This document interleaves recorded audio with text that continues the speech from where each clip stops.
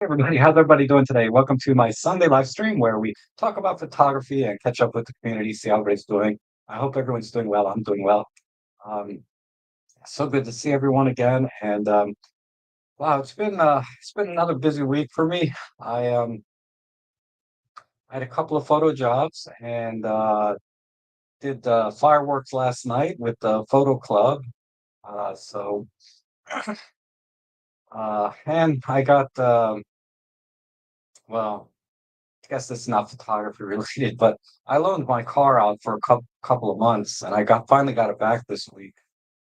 And wow, spent most of the morning cleaning it, and my arms are sore. Now they gave it back to me washed and vacuumed and everything, but I don't know. My car, I always, just like my cameras and gear, I try to keep as clean and orderly as possible. And you know, like on my cameras, I get out my little toothbrush and I brush out the little nooks and crannies, and then I get my air blower and blow it off, and then get the microfiber and clean things off. And that's I think that's just in general a good habit when you talk about your camera gear is to keep it clean and orderly so that, if anything, and it also helps familiarize yourself with all the buttons and dials on the camera, particularly if it's a new camera. Uh, because, when you're operating a camera, and I want to talk about this too, is it makes a big difference when you're familiar with all the controls and the menus, say, versus when you're not. Because I feel like, until until more recently, I don't know why, but I always felt like, every camera, if they have a PASM dial, I'm good. I can just put it aperture priority, figure out the front and rear dials, and I can go anywhere and take a picture. And that's true for the most part. But when you get to a certain, I guess, level where you really want to take control of the images and the exposure and the look and feel, uh, and the camera offers tools that will help you take those images better or achieve the look that you want better, then that's when I run into a lot of trouble. Also, uh, not being familiar with how the camera performs in certain situations, right? What are the extremes of the camera? How far can you push the highlights or shadows? How far can you push the image stabilization system? What's the angle? And this goes for lenses as well, right? How does your lens perform at different apertures? And what is really the sort of the strengths and weaknesses of a lens? I mean, all of this you develop over time, just using your camera and your lenses, but it does make a big difference as you develop your skill set and your familiarity with your camera and your gear, the kind of images you take and are able to take. Uh, so I'll give you a couple of examples, but let me chime in on the chat section. Looks like a lot of people are here already, which is great. Good to see you, Plato. Walter, good morning, man. I got to get you that trigger uh, someday, maybe today. I don't know. I don't have. I have a little bit to do this afternoon, but if you still want it, and then Roger Calamanis, good to see you, and David Crooks. Oh, so you decided to stay in. Took my advice not to go out today. David and I went to do the fireworks last night, and I'll show you a few images from there. They're not really processed yet, but I got back home at like midnight last night. Um, but David was going to go do hummingbirds this morning, which is only about a 20-minute drive for me, and he has to pass right by my house to get there. And I said, it's going to be cloudy tomorrow morning, and you need, if you're not going to use flash or any other kind of lighting, you need fast shutter speeds. So why take pictures when you know they're not going to be ideal, right? And this gets back to knowing what your camera uh, and gear on top of, you know, trying to get the exposure that you want. Because, on a day like today, I guarantee uh, if you're like at 1/2000 to 1/4000th of a second with an f6.3 or whatever lens, you're going to be at like ISO 3200 to 12,000. Uh, and you're trying to take pictures of hummingbirds where it has very, very fine feathers, right? That you want to capture, and they're tiny birds, so they're going to fill up maybe this much of the frame, right? Of course, he has that $600 or 600 millimeter bazooka, so maybe he can fill half the frame with the bird, but all the same, uh, I think it's best just to wait. I do that a lot. The weather's not ideal, or the lighting conditions, wherever it is, indoor, outdoors, and I don't think it's going to be, because I know what the limitations of my camera are with the lenses that I'll be using for that situation. I might decide just forget it. Why? And a little bit of contrasting opinion there is, don't don't hesitate to go out and take pictures. Good or bad. Uh, but really, I think if you're already out in the field, yeah, definitely just take pictures, good or bad. But as far as planning and thinking about the kind of images that you want to go or places that you want to go to, you need to take into consideration all of these factors in your planning. And that's one of the most important things. Whether you're a hobbyist, enthusiast, or professional, you need to plan ahead of time the kind of shots that you want to take.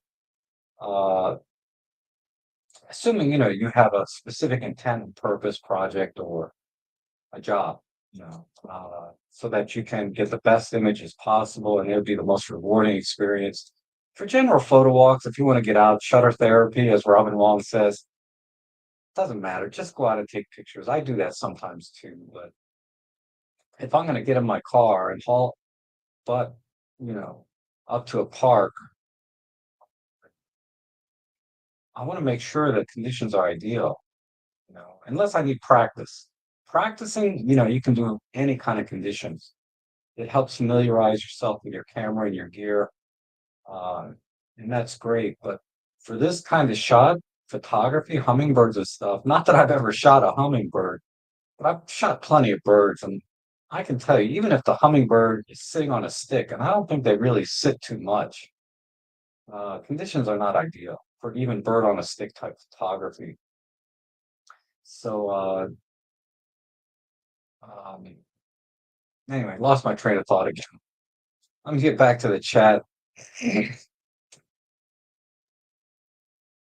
Uh, Walter's here. Seraphim, good to see you. Wayne Cox, happy Sunday. Robin, oh my goodness, Robin, how are you? Good to see you. And Marco, good to see you, Marco. Marco has been very generous to me, sending me the bracket. I ended up not framing that little certificate they gave me, telling me that this was a gift from you. I just put it in my photo album. One of these days, I'm going to start framing my photos and putting them up. Uh, my mic is my mic working? Everybody can see and hear me okay? I'm sorry, I forgot to check. It looks like it looks like everything's working from what I can see here. But let me pull up the chat window. There we go. Marcia, good to see you from Florida. Dave and I were oh, there's echoes. A little bit of an echo. I don't know. Maybe I can move this up a little closer. Let me check one more setting. Sometimes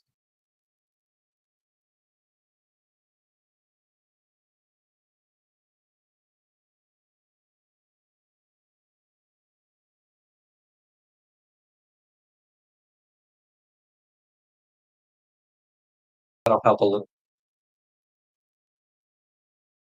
If it's worse now, just but are. You know, Marcos Roberto, good. You've got a couple of Roberto Auto. That's a you. I don't think gosh a lot this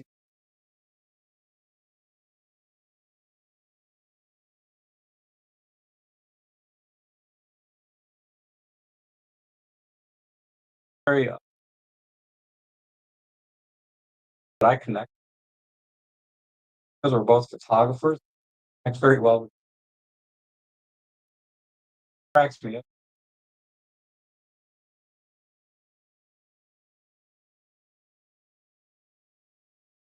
So,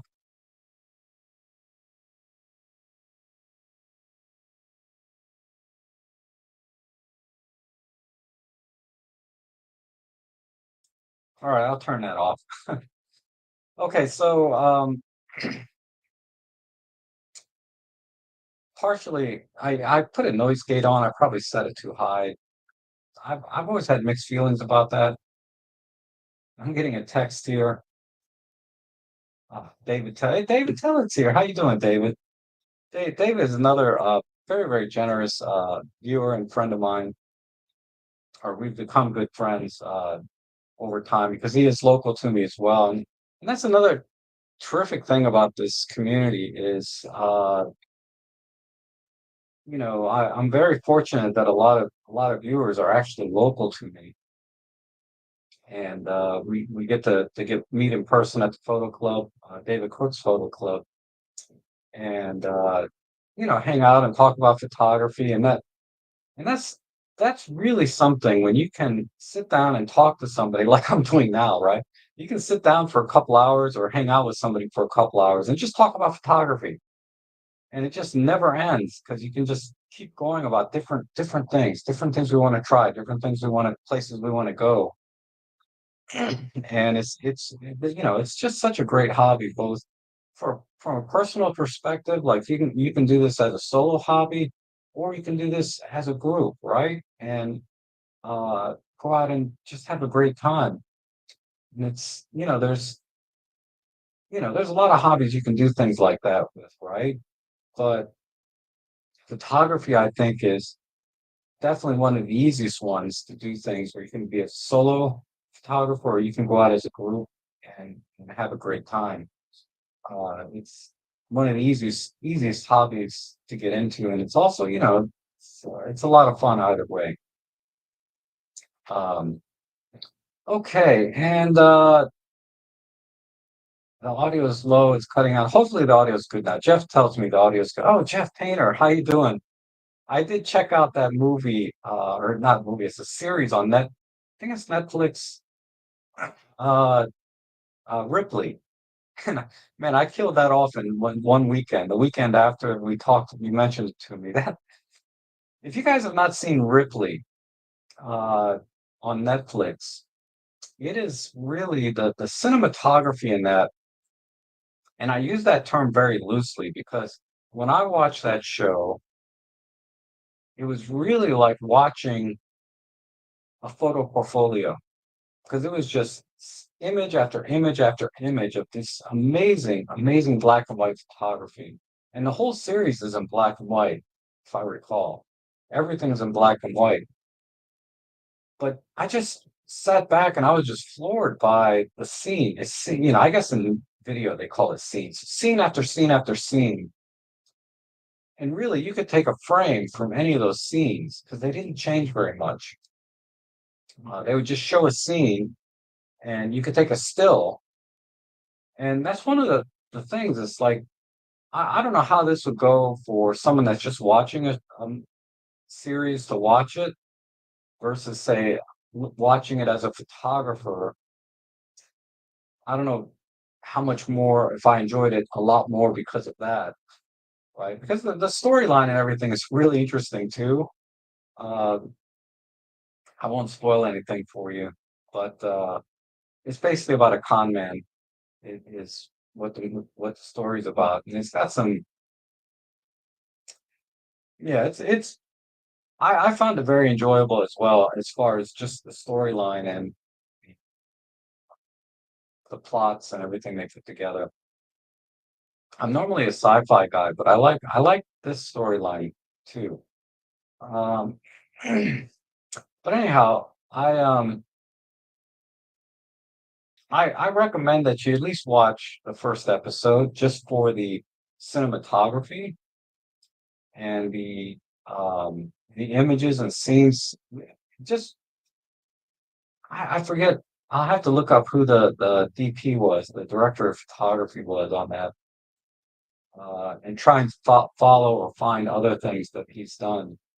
Very similar to when I recommended to you guys that movie, The Secret Life of Walter Mitty. I don't know if you've had a chance to check that out or if anyone's seen that, but I found the cinematography in that really amazing as well.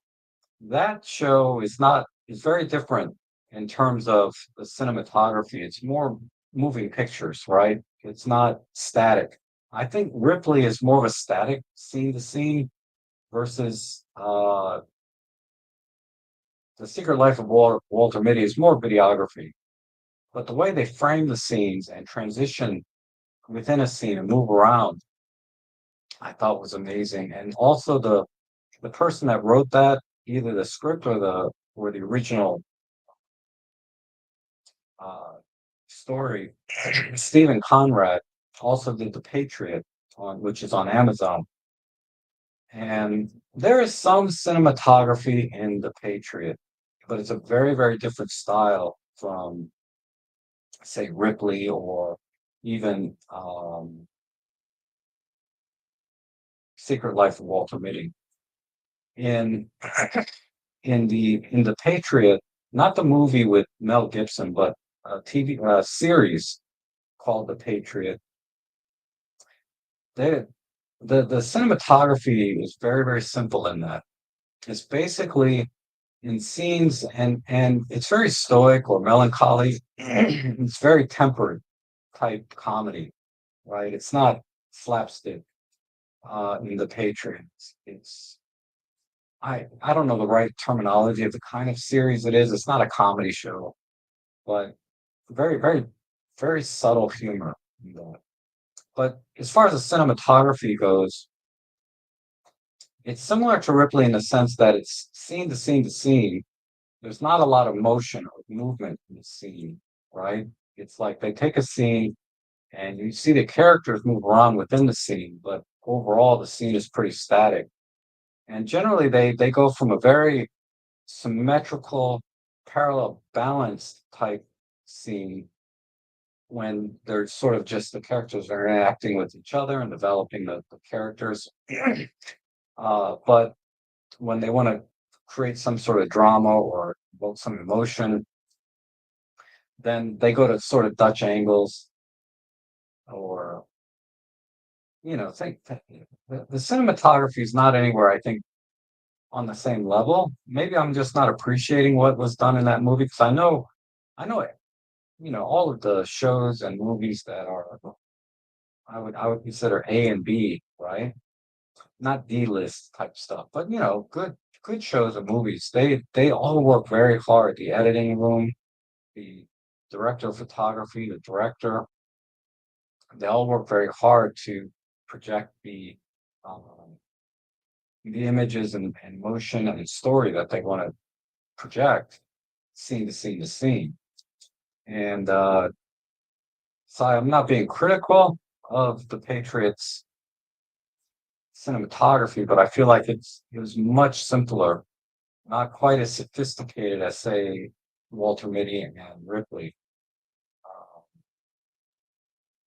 but anyhow, that's that. I did want to talk about getting familiar with your gear and stuff as well.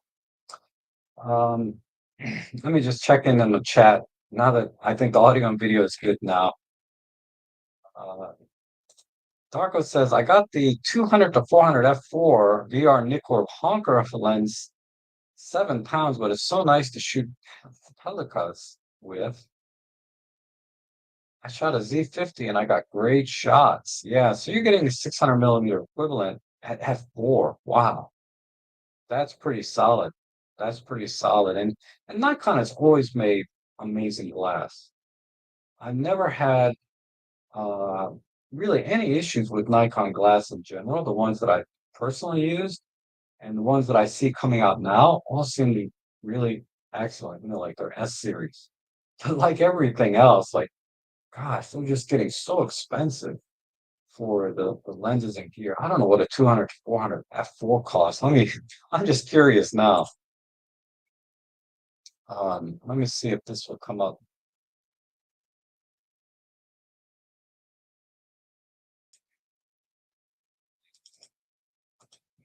Uh, Nikon 2200 to 400. Okay, that's not bad. Yeah, it's a big lens, but that's not bad. That's used in good condition.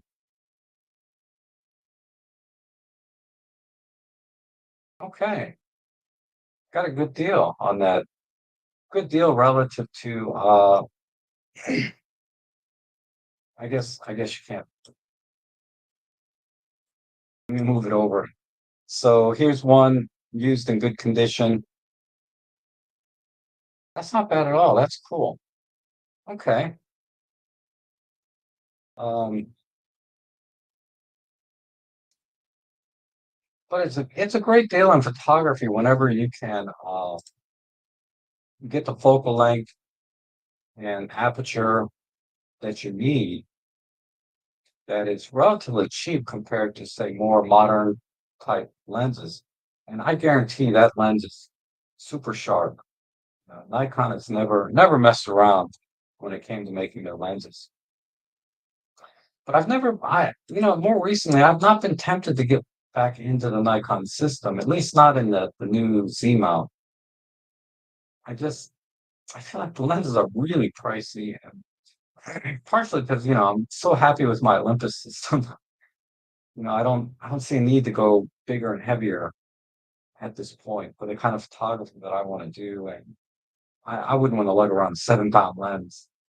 Um, okay, let's see.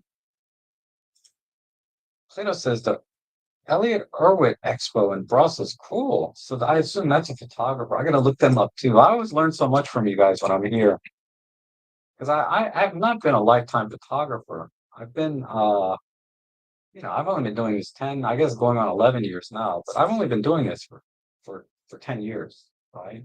You guys, a lot of you guys have been doing this your whole life. Uh, wow, so nice. I'm just looking on my other screen here.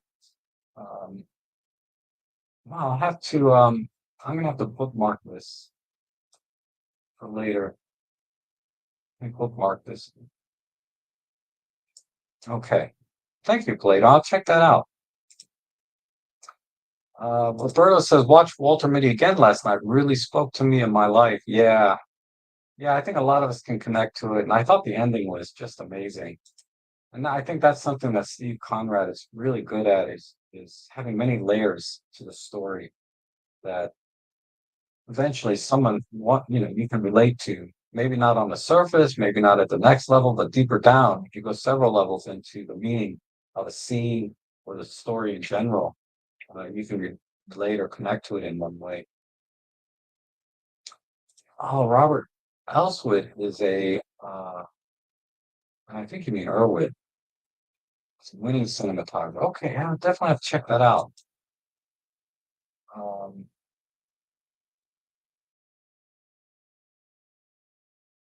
and then YouTuber T Hopper often talk about photography relating it to movies and actors. They were also photographers.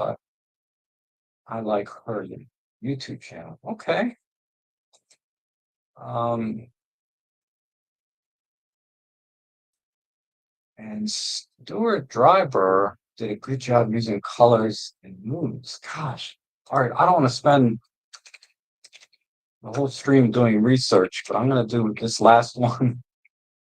That's more than enough for me to last. Let me bookmark that into my because once I dive into looking at master photographers, cinematographers, and looking at their work, I can spend all morning, doing that. trying to find some inspiration, trying to learn what it is that they did that developed their style, and potentially incorporate some of that into my own photography.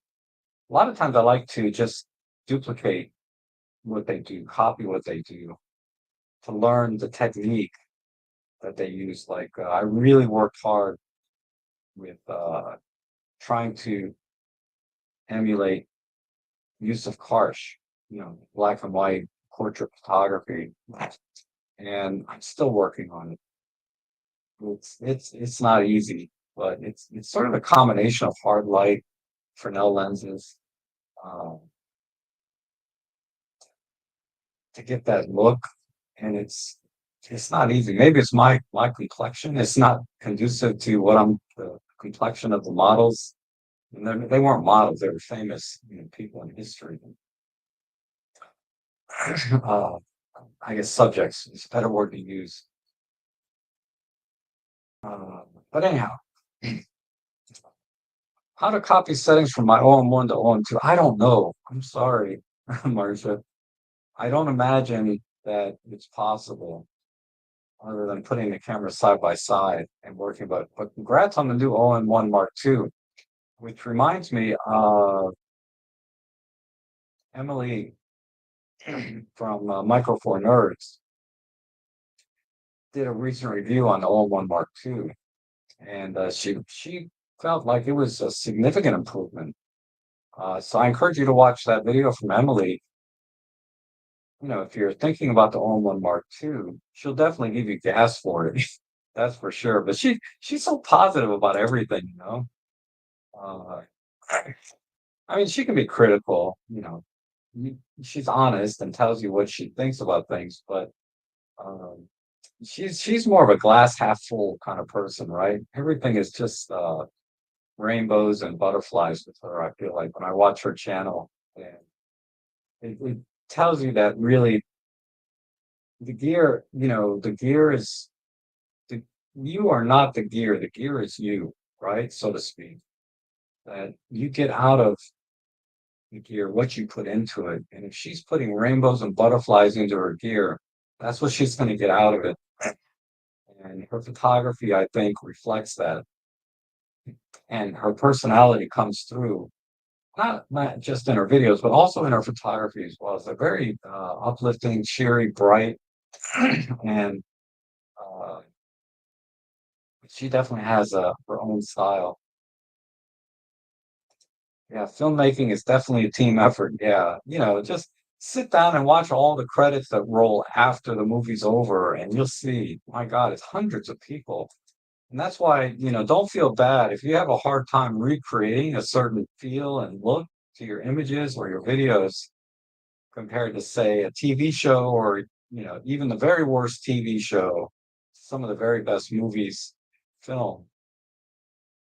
Uh, Yeah, you're not going to do it by yourself, generally speaking. I think there's certainly some notable exceptions. Try to think of somebody.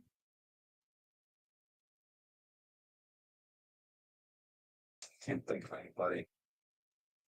Oh, yeah, you bought the lens used, yes. The 200 to 400. Great, great deal.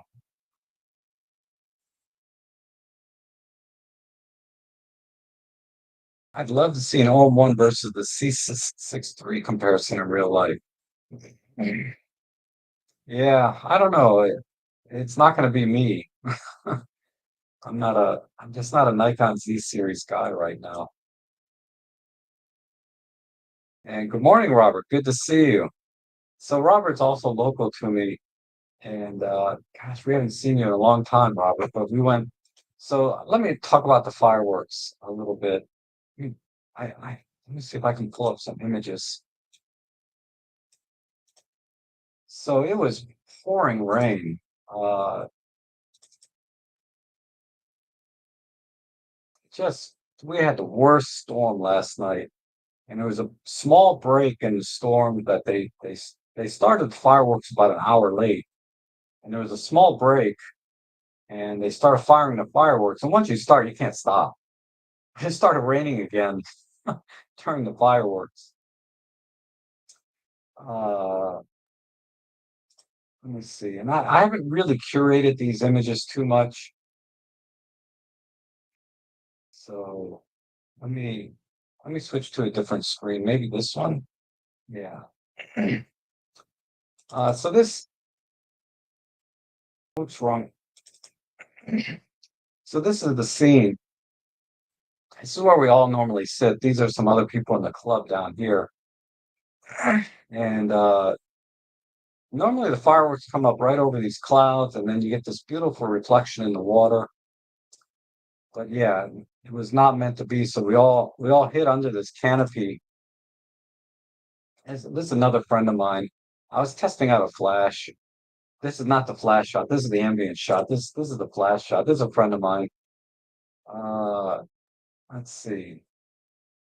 Go over here. I'll have to talk about these in another video. Let me go to some of the lightning shots. So this is I believe this is pretty much a raw image. I haven't done too much editing to this yet. But that's a cool shot. And I used live comp to do this. And then I used live comp again, and I got a little bit more spark over here. I was using the EM5 Mark III with the 12 to 32, as you can see over here on the left, and I messed up the settings. I really wanted to be at f11. But anyhow, this was kind of a happy mistake in my opinion, where uh I had live comp on, and I was like, this is not a good spot. And I kept moving around the park, going from the canopy to the open field to a sidewalk to, I was trying different spots because I couldn't get back to the spot that I originally wanted to shoot at. Let's see, oh, you can see I have the umbrella here outlined. And but I eventually I got some fireworks shots, and I'm gonna have to edit these. I did edit this one. So this one came out pretty good. There's a little bit of lightning over here in the background, and the sky is lit up in general because of the lightning that was going on. It didn't cast much light down here, so I kind of pushed the shadows. I'm gonna have to keep working on this image because I pushed the shadows down here, but it didn't bring up the brightness in the trees, unfortunately. So it looks a little odd that I have these trees completely blacked out, silhouette, and then I got all this background lighting. Here's another shot I'm going to work on. And I think I finally moved over far enough that I was able to get some reflection, but it's not the ideal location. And a bunch of other fireworks. This one was kind of cool. Or I'm sorry, this one. I like this one where again I was moving my position again, and I didn't turn live comp off. I just not live comp. I'm sorry. I was using the intervalometer. As you can see in the settings here, I was using the intervalometer with a 4 second um, thing. I really wanted to be at, well, I guess F9's okay, but my intent was F11. I must have bumped the dial. And then there was constantly rain getting onto the lens. I kept wiping it off with my microfiber. Um, like I wiped it off, and I got only a couple of drops here, and then by the next shot, the rain had hit a lot of it, and that's why you saw the umbrella. I was trying to cover everything with the umbrella, but yeah, not too much effect. And I mean,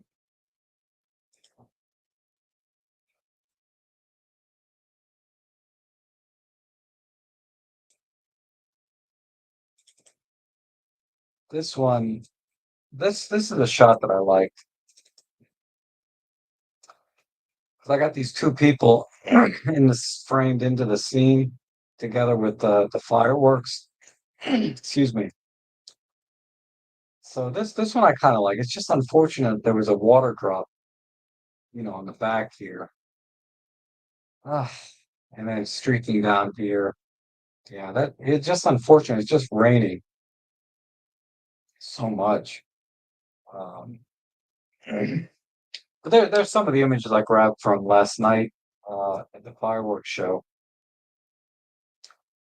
And this was what happened is I took the M5 Mark III. 'Cause fortunately it's weather sealed. The lens was not, so I had to keep wiping the water off of the lens around the barrel and stuff. But it's dry now, I think. I put it into my dry cabinet after I wiped it down. Uh, but man, the live comp, not live comp, I'm sorry, the intervalometer. You use it one time, right? You push the shutter button, you turn it on, push the shutter button, it keeps going. And and then the next shot, you push the shutter button again, and it doesn't. It turns off automatically. So I missed so many shots because I would push the shutter button, assuming the intervalometer is running, and then I'd start watching the fireworks, and I look down, and the cameras just went to sleep, and I'm like, oh, dang it. But I got enough shots to kind of get me by, considering a lot of them probably have water spots in them anyway. But this is what I mean about being familiar with the camera. I feel like the OM1, it doesn't do that. If I turn the intervalometer on it, I don't know. I don't use the intervalometer much except for like fireworks. And I didn't realize it just turned off after one cycle. So I think what I did last year is I programmed it into a custom function or button so that every time I was ready to go, I would always, I built up a muscle memory for that event. Uh, But you're gonna miss shots unless you're 100% familiar with the gear, how it behaves.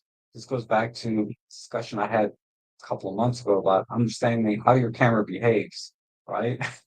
This is one of the behaviors that annoys me, is that I go into a particular mode. I want it to stay in that mode. I don't want to just use it one time.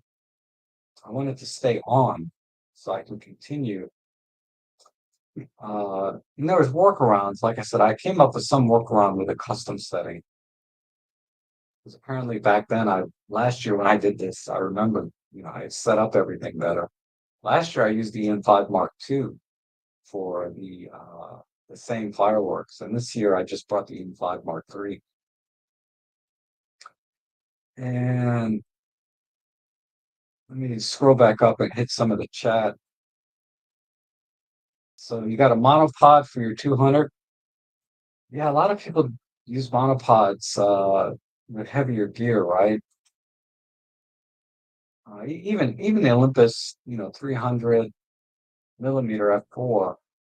It's not a small lens. I mean, you can hand hold it all day long if you want, but certainly a monopod. There's a lot of wildlife type photography if you're using it for that. A lot of it is just waiting around, right?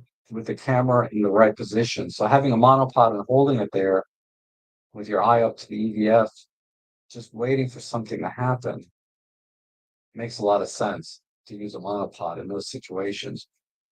Because I think too many people talk about how lightweight Micro Four Thirds is, and all the benefits of being able to hand hold it all day long. All of that is true, but in practice, you're not going to hold the lens up like I was doing a Kingfisher last year, and I got tired, but I had to sit there for 15 minutes. I didn't stand. I got down and sat down, put my elbows on my knees, and just sat there for the Kingfisher. It's not ideal because it's hard to whip around. You know how those Kingfishers, can fly. But I sat there for like 15, 20 minutes waiting for that thing to fly off the stick. And it'd been easier if I had a monopod and waited uh, for that to happen anyhow. And Graham Williams, I gotta write these down, otherwise I'll forget. So there was T. Hopper and Graham Williams. Am I pronouncing that right? Graham.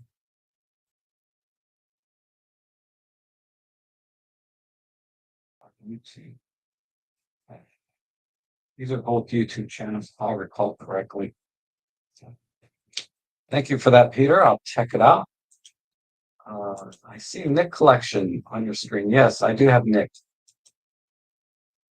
They sent me a. I asked them to send me a license for that so I could try it out. I used Nick Collection 5 for a long time, and I think I paid for that one too.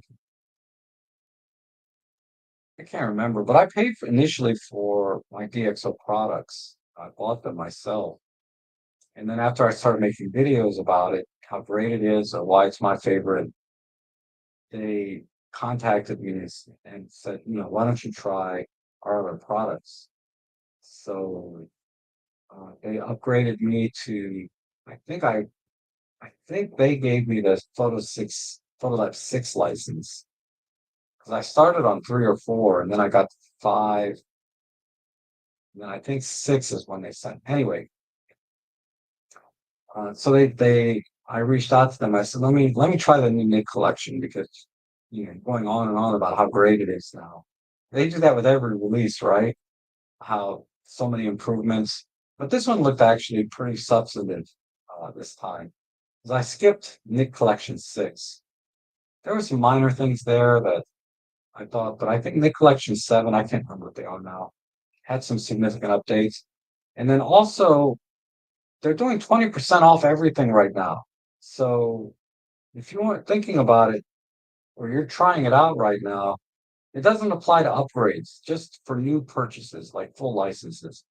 They're giving 20% off everything. So if you've been thinking about getting Photolab or Nick Collection or Pure Raw 4, now is the time. Unless you can wait until Black Friday. Black Friday, there's going to be a better deal. 99% of the time, but not 100% of the time. Black Friday always we see the best deal. Their promotions are very not consistent though.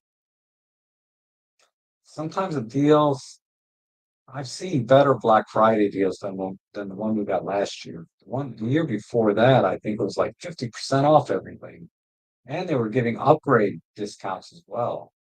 Last year, I think it wasn't 50% off. It wasn't as good a deal as the previous years, but 20% off.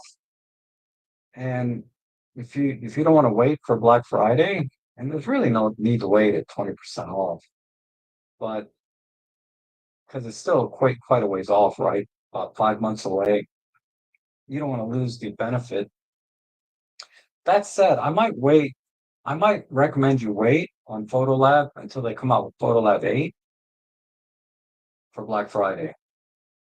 You can certainly go in now with Photolab 7, but Photolab 8, I think, is going to have some significant upgrades. So you could buy Photolab 7 now and upgrade later. I think the upgrade price is like $100, give or take. Then you get 5 months of Photolab 7, which is great, right? But if you can wait for Photolab 8, if you're in no hurry, like maybe you're using Lightroom or whatever now, maybe just get Nick Collection right now, or Film Pack, or Pure Raw 4. Then you can get a good deal now. And I gotta give you my affiliate link. I'll put it in the chat here. H you can just yeah. It's just rodtrek.com/DXO. Just click on that link before you make a purchase, then I'll get credit. And I'll get they actually give pretty good commissions. I think I'll get 15%, something like pretty significant amount. I can't remember what it is.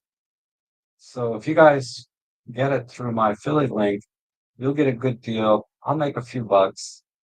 Everybody's happy, right? Win-win. As you know, I've been doing my photo editing live streams every week with Photolab 7. So if you can watch me edit photos live. People submit those to me, and it can give you some ideas. I've been getting good feedback from the people that come in. Not many people show up, but people that do show up, they seem to really enjoy seeing me edit the photo, looking at the different tools that are available, how I use them to manipulate the image, and then they take those ideas and tools and start working with their own images, using maybe the tools very differently than I do, but they may not have ever seen the tools used, right?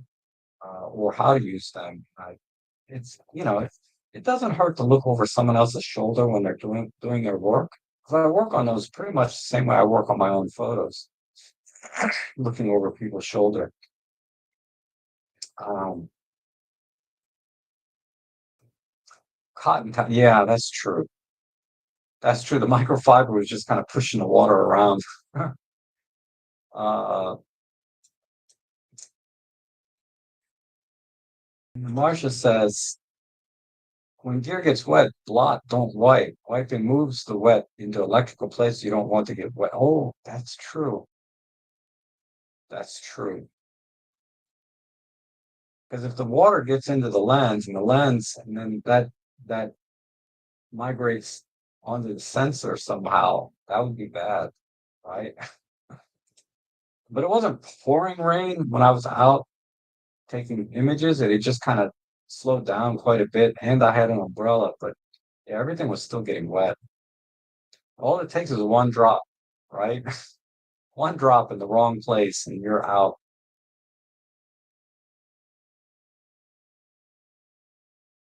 And Jack Beltane says, I've learned a lot from the photo edit. Oh, thank you. Yeah, I'm glad Jack sends images in to edit. If you I have the stream up right now for you to start submitting images. So if anyone wants to do that, uh, submit your images and I'll edit them live.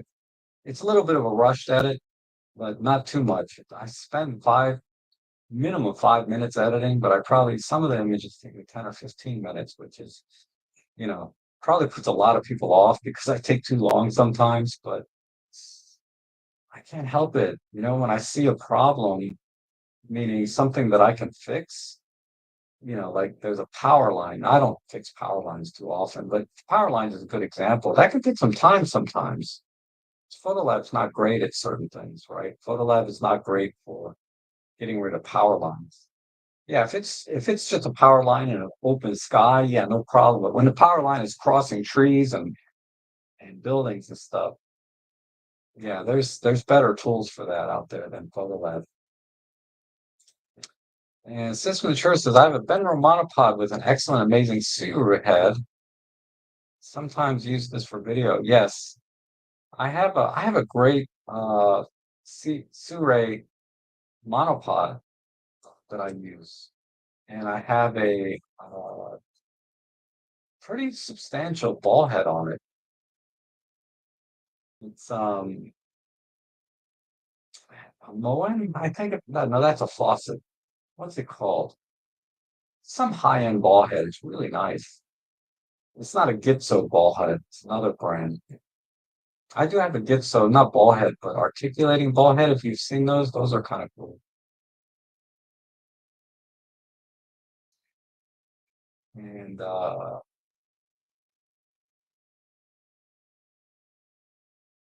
okay, so I think I'm caught up on the chat. Wait, have you tried the Nick collection? I use it time to time, actually. I do. I use the HDR a lot. I use the double exposure feature time to time. And I like the toy camera effects, the filters that you get with Nick Collection and also some of the film simulations. So I do them. I don't publish them like on my Instagram or Flickr that often. The more creative edits that I do with Nick Collection, mainly because uh, they're kind of for me, and they're a little bit much, I think, as opposed to when I publish things on my Instagram or my Flickr page, I generally want them to be uh, edited to be as realistic as possible. Those are the images I like to show, generally speaking. because I want to show what's capable, what the capability of the camera and lens that I'm using. Most of the time it's Olympus, but time to time, I might take a nice shot. It'll be the Sony or the Fuji. I gotta take the Fuji out more. Such a great camera. But anyhow, uh,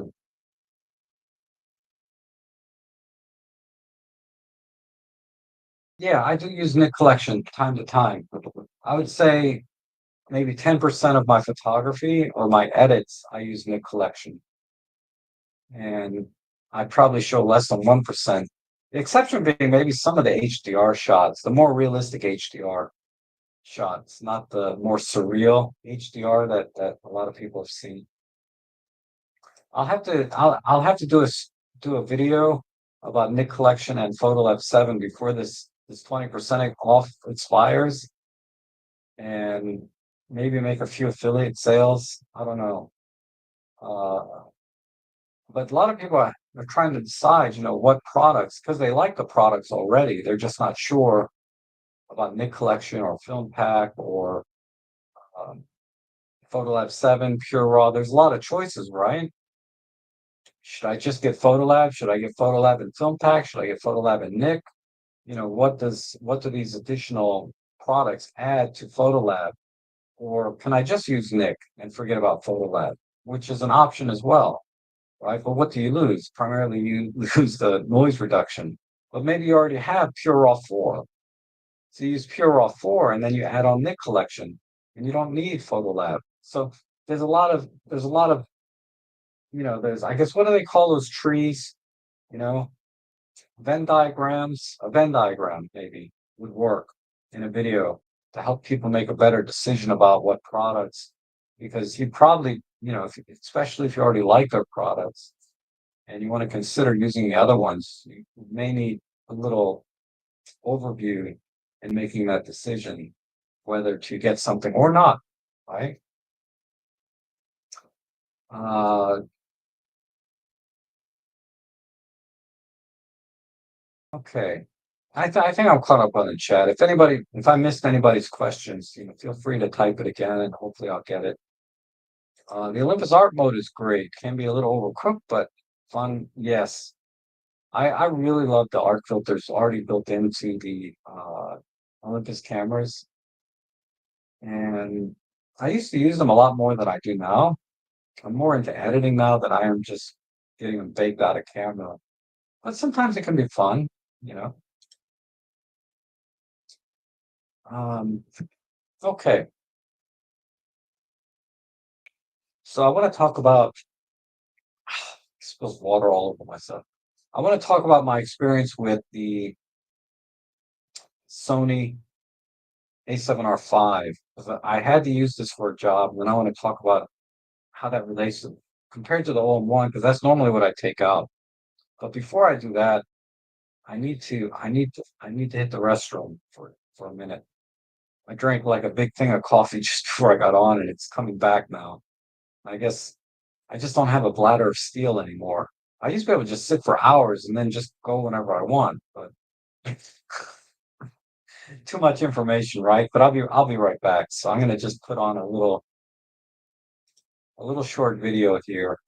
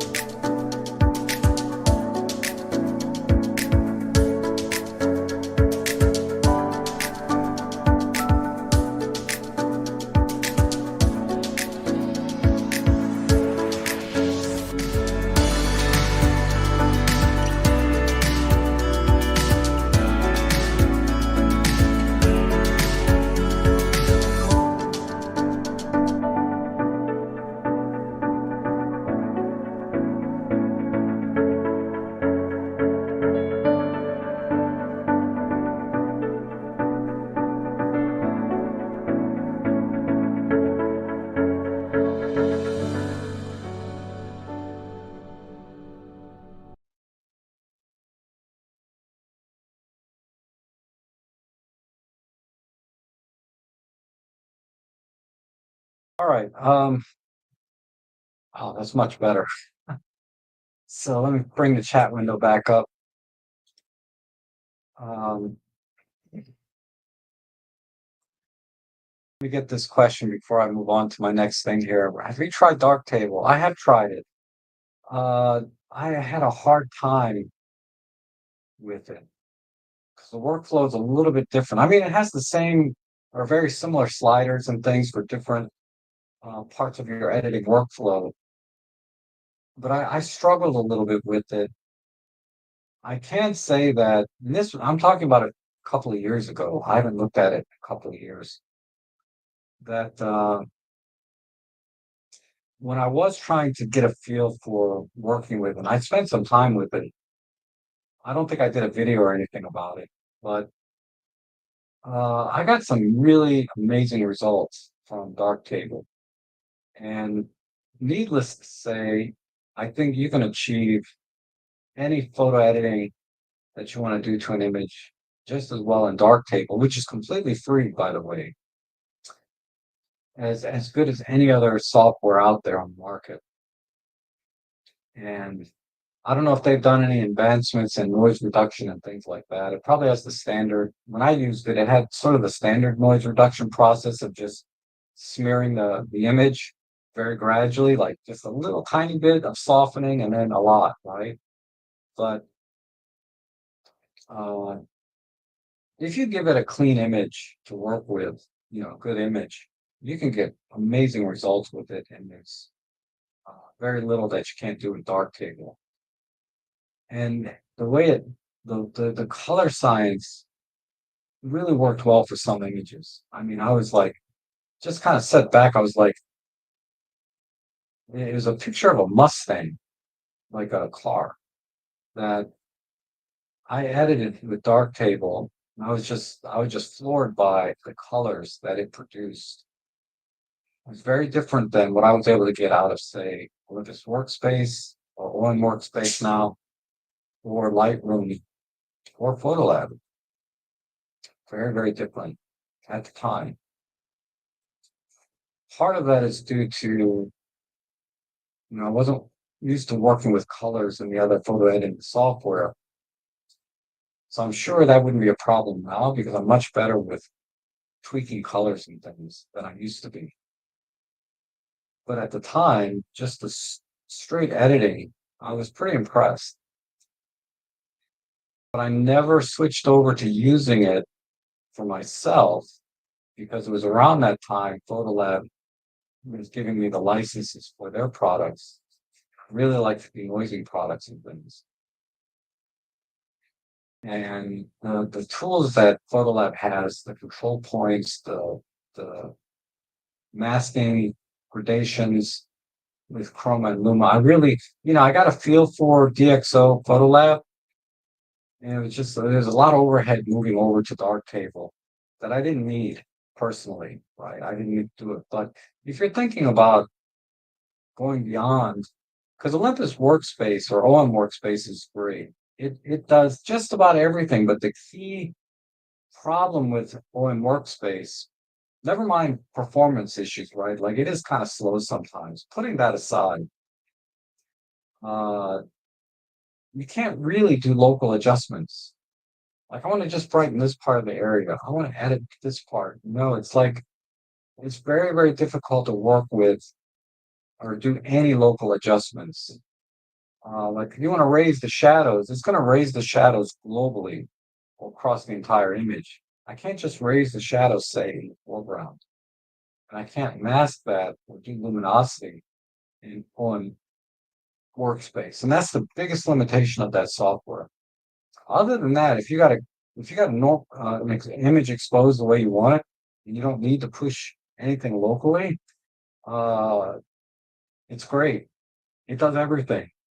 And I love that you can apply art filters directly from the software. You have the color wheel. You can do hue, tint, it has every tool that you really need. So it's just a little bit slow on some computers, particularly older ones. It's going to be very slow processing.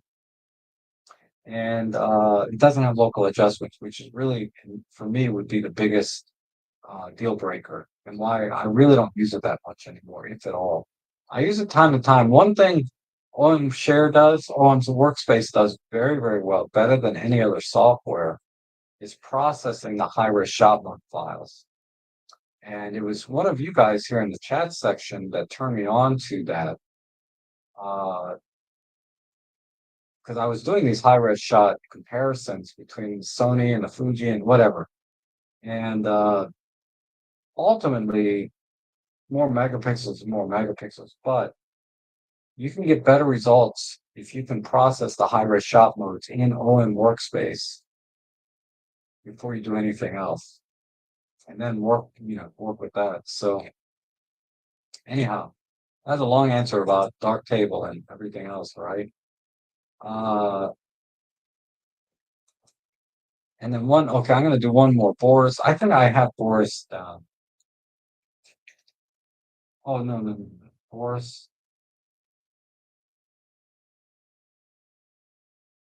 Dukovic. Okay. Okay, that's enough for today. I got enough recommendations for the day. Um, but thank you. I'll definitely check that out. And then since I got my new laptop, OM Workspace much faster. I use it. It's all I use it, and I don't much edit. Yeah, like I said, the processing is if people are eventually updating their computers. If you bought a computer in the last say 2 to 4 years, you're probably not going to notice the performance issues as much as say someone working on a 5 or 6 or 7 year old computer, which I know some of them do, you know, which is awesome, right? Uh, it's great when you can extend the life of whatever you purchase for as long as possible. I think it's a habit that I wish everybody exercised, myself included, doing, working with uh, making your stretching that usability or the life of whatever it is you purchase as long as possible. And I think the world would just be a much better place in general. But at least here in the US, where commercialization of products, we're just inundated with ads and advertising and marketing, and to the extent that they brainwash us into buying things we don't necessarily need. uh, Makes life interesting.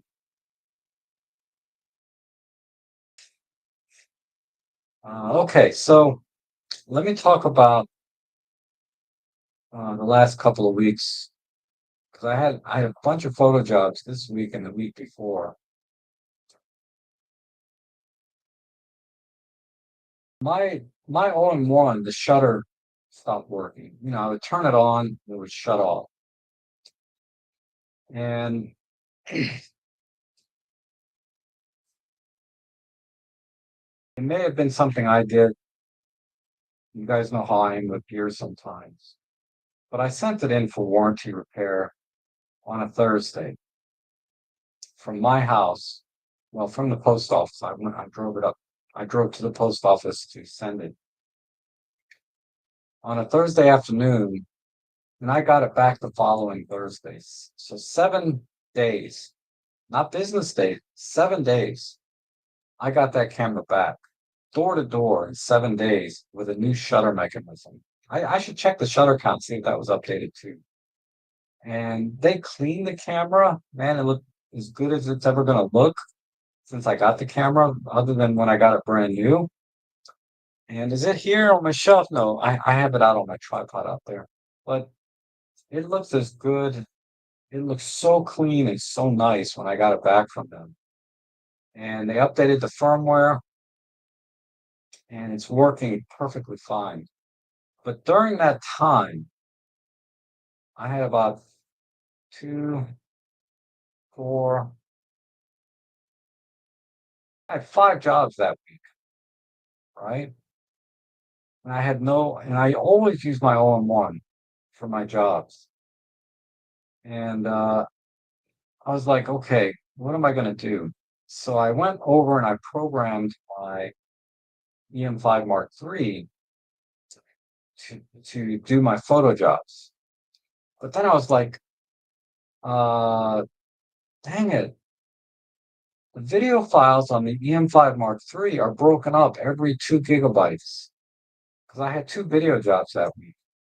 I was like, I don't want to deal with that in post processing, you know, because I'll do like a 30-minute video, or sometimes, typically I'll run 30 minutes straight when I'm doing the video unedited.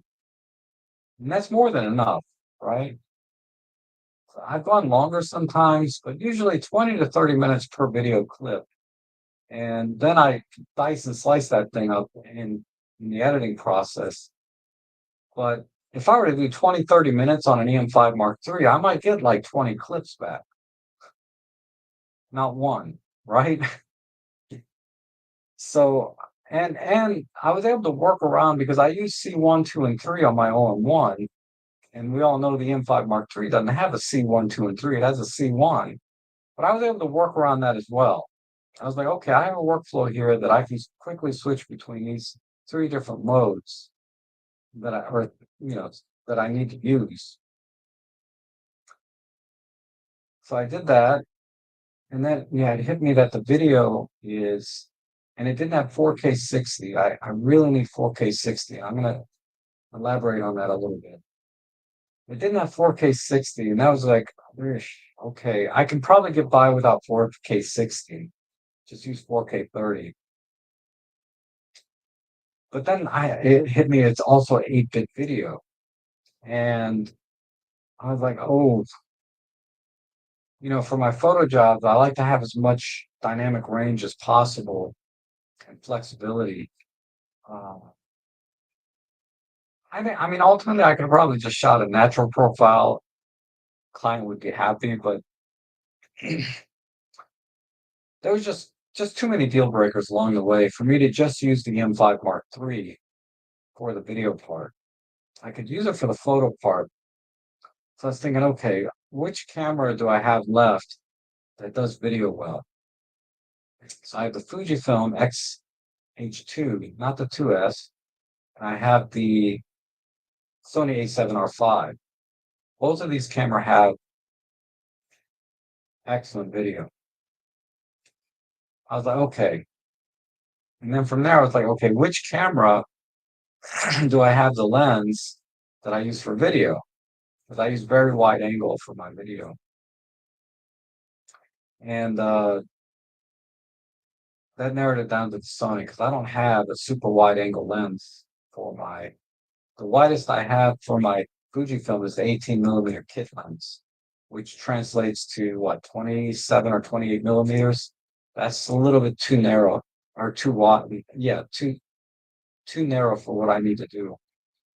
But I did have a 20mm lens for the Sony, which equates to 10 millimeters on the Micro Four Thirds. It's a little bit tight, but I didn't have any choice at this point because I have a 7-14 for my Micro Four Thirds, and that's what I use. I use it at 7 millimeters for my video work. But I said, okay, I can work with the 10mm equivalent Micro Four Thirds on the Sony. I'll compromise on the focal length if I can get unlimited record time because I'm not dealing with that 2 GB limit on the M5 Mark III. And then it hit me, well, if I'm going to use the Sony for video, why bring 2 cameras, right? Or use 2 cameras. I always bring 2 cameras, but why use 2 cameras for the job? I can take one camera out and do everything with it. So I said, okay, I'm going to use the Sony for the photo and the video on these next 5 jobs.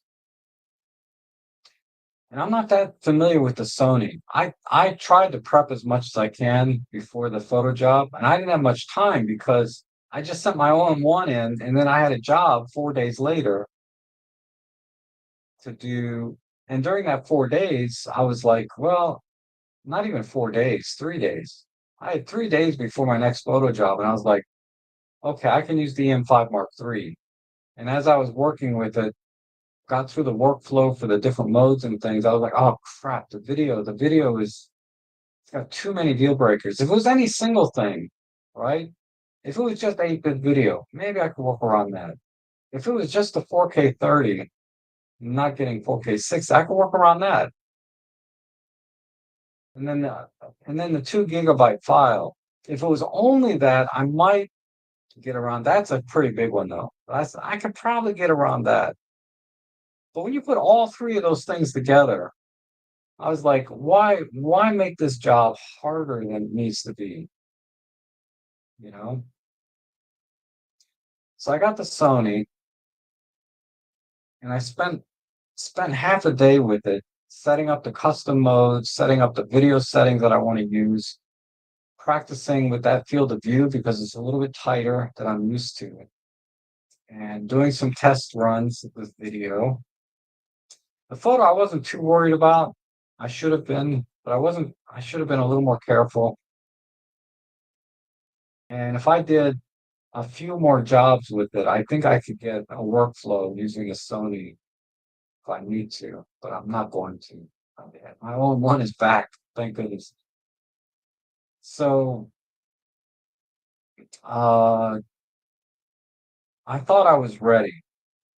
Well, I didn't think I was ready. I felt I knew I wasn't really ready to use this camera full on for a whole job because I just wasn't familiar with, what if the camera misbehaves? Remember when I talked about the camera behavior? What if it starts misbehaving and not doing what I think it's supposed to be doing? Where is the menu setting to fix this, right? Because, I am making adjustments on the fly during the photo job as well, particularly for exposure. Why is it stuck in this particular thing? Why is you know what I mean? Why is the camera behaving this way? How do I fix this? And this is where not knowing your gear is a big deal, right? Because on my own systems, cameras, if it starts acting up, then all of a sudden, almost instantly, I can correct that issue, right? I said, oh, I forgot to make this menu setting, or I need to change this menu setting so that it'll start doing what I want it to do. But with the Sony or my Fuji for that matter, if something is off while I'm on the job, I can't waste time. I shouldn't waste time with the menu system to correct whatever the problem is. Because 100% of the time, I'm going to say this. Well, if it's a decent camera, has a manual mode, PASM, if it's a decent camera, whether it's an Olympus EM10 Mark II or an Olympus All-in-One Mark II or a Sony, A6600 to a Sony A7R5, these cameras will do just about anything you want in terms of image quality, more than more than adequate than for what I need for my jobs, right? And for my personal stuff. All these cameras are really more than adequate for 99% of what I need to do professionally. And on an enthusiast level, the all-in-one does everything I needed to do. The EM10 Mark II is kind of a bit too dated for doing birds in flight and things, although you can, right? But uh, so yeah, I'm wasting time in the field with the Sony camera. Yeah, I don't want to waste time in the field with the Sony camera digging into the menu when something goes wrong. So I was kind of ready. I was not really ready to start using this camera on a job, but it almost forced my hand because I didn't have my all-in-one. And the M5 III just wasn't quite up to the task on the video side. Anyway, I come back with all the footage, and I ran into two major issues with Sony that I did not have with the all-in-one. Number one, which I tried to compensate for, was depth of field. Full frame cameras of depth of field is very shallow, right? Twice, two stops on the aperture scale, but realistically, it's a little bit more than that. It really is. Uh, so I had to shoot at f8, f11, and the depth of field still wasn't quite what I wanted it to be. Because I like a very deep depth of field in my architectural type photography and videography. On my own system cameras, right? I can be at f4, f5.6. I'm usually at f5.6 to get the depth of field that I want. And I'm at 7 millimeters, right? So that by itself, that combination, f5.6 to 7 millimeters, you're getting almost infinity in terms of depth of field, right? But on my Sony, I'm at that 10 millimeter micro four third equivalent, so I'm losing my field of view. So that's making the depth of field shallower right there. And then because of the larger sensor, I'd have to shoot at f11 minimum to get the same depth of field as I did on my micro four thirds. But I really need to be at f13 on the Sony to really get the same depth of field I was getting at 7 millimeters at 5.6 on my micro four thirds. And I could see it in my videos. The background was a little bit soft because when I'm doing my video and photography for that matter, photography wasn't quite affected as much, but the videography, the depth of field was still too shallow, even though I was at like f8, f11. I tried to stay at f8 as much as I can. Some of the footage I did at f11. So I had to do a little bit, I had to do more sharpening and post processing than I would have with my all-in-one. And when you sharpen things in post processing, it just doesn't look great. The client is very happy, as they always have been with my work. To the client, the work that I delivered was transparent in the sense that they uh they didn't notice any difference. It was the same level of quality that I've always delivered to them. They were very happy. But on the back end, I was having a freaking I was man, I was really struggling on the back end with the post processing, the shallower depth of field in the video work. And I had to cut certain scenes or not use the footage at all because the depth of field wasn't deep enough.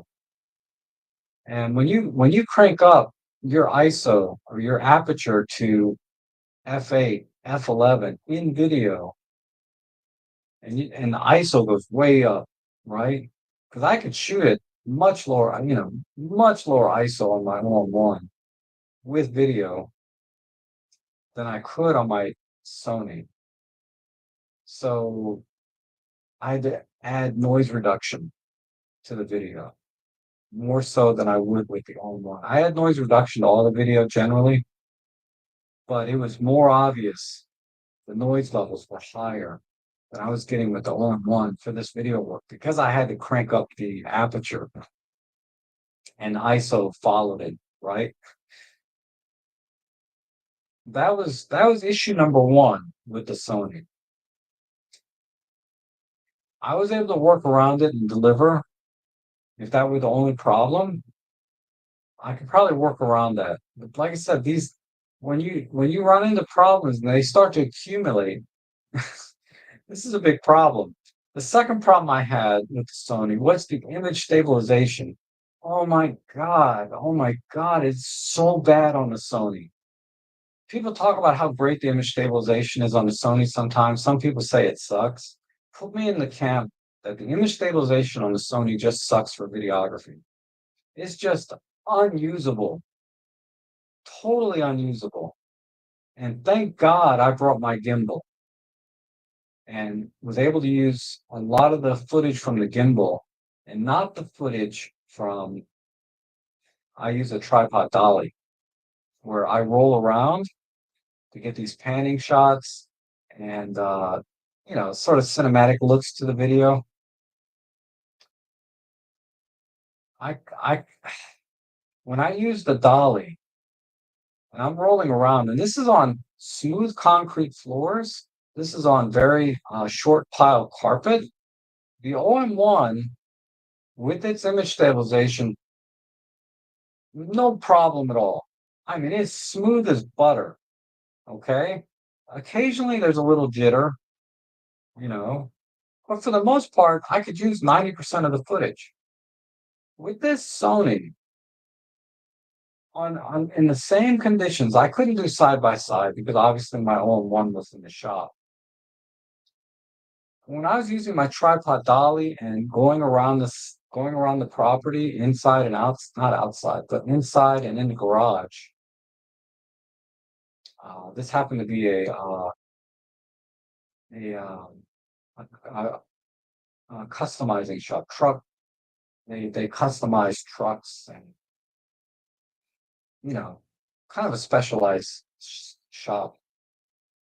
But the footage was like this with the image stabilization and the enhanced stabilization turned on carpet like this.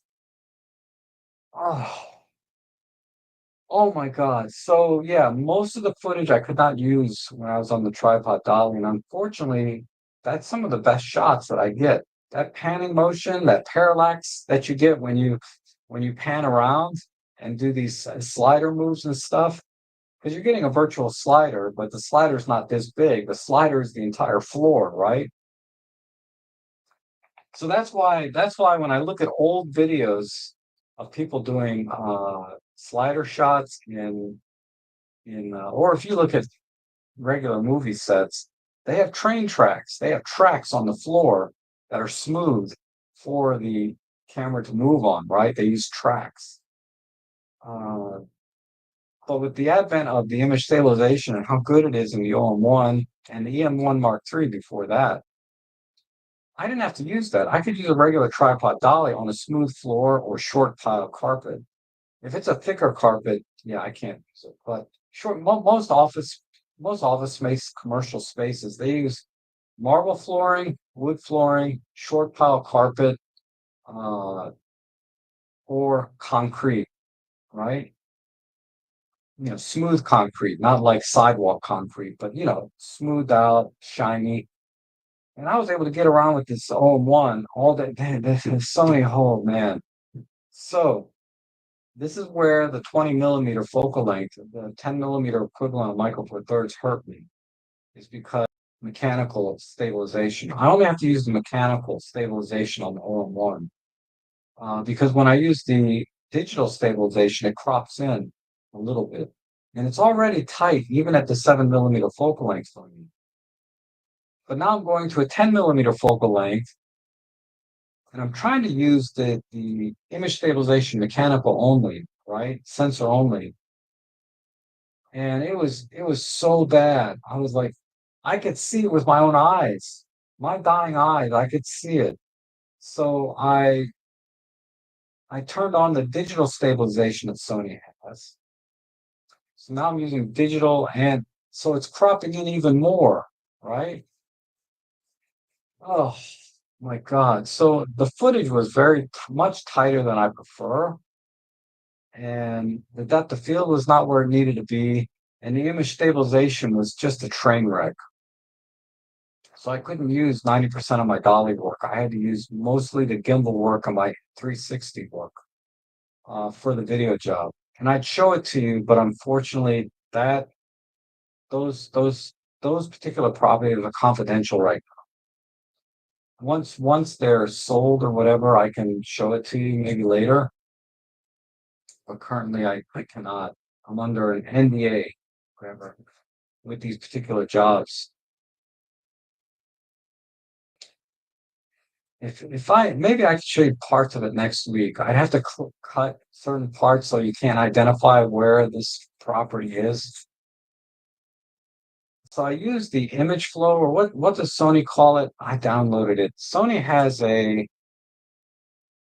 I got Catalyst Browse. Okay, so I downloaded Catalyst Browse, and Catalyst Browse is the sort of gyroscopic image stabilization software. So Sony gives gyroscopic data in the video file. I don't know if Olympus provides that. Probably not. But you can get the gyroscopic data is embedded into the video file so that you can stabilize the image even more, right? And this is all stuff I had to figure out after I finished the job. Because I told the client before I started the job, I said, it's going to take me several days to put this together. The photos I'll get to you, within 24, 48 hours. I'll get the photos to you. But the video work is going to take me several days, which for most of my commercial clients, it's not a big deal. It never is. Commercial work is nice because for the kind of commercial work that I do, it's very flexible when it comes to the video side.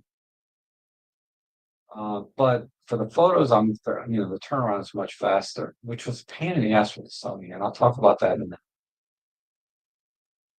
So I use the Catalyst browser, and that helped tremendously. But it had to crop in even more to use the Catalyst browse. So again, I was stuck with using very little of the footage that I got from Sony that was on the tripod dolly. And I ended up using mostly what was from the gimbal. So, needless to say, it took me a week to get the video footage together because I was struggling in post processing with the image stabilization, the shallow depth of field, and the high ISO noise because I had to crank up the aperture.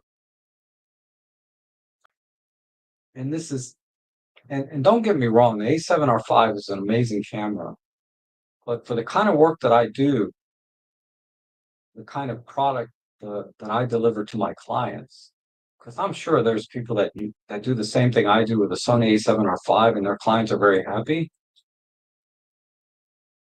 But for the kind of product or the kind of work that I deliver to my clients, I like deep depth of field. I like wide angle. I like panning, sliding. I like all of these things.